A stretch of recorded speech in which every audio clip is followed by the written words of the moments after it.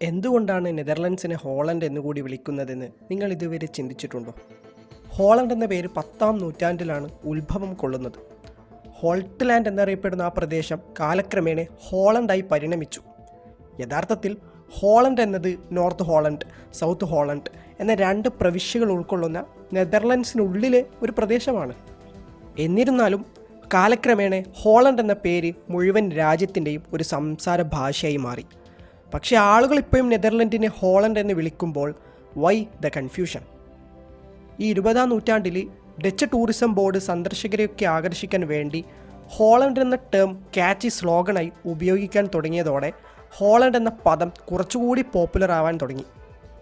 Because of the marketing magic.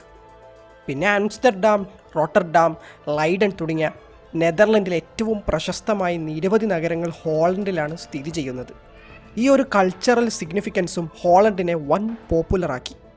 പിന്നെ ഈ Netherland എന്ന് പറയുന്നതിനേക്കാൾ ഹോളണ്ട് എന്ന് പറയുന്നത് കുറച്ചുകൂടി എളുപ്പമാണല്ലോ, ഒരു സുഖമുണ്ടല്ലോ. ആ ഒരു ലേസി ലിംഗ്വിസ്റ്റിക്സും ഒരു കാരണമാണെന്ന് പറയപ്പെടുന്നു.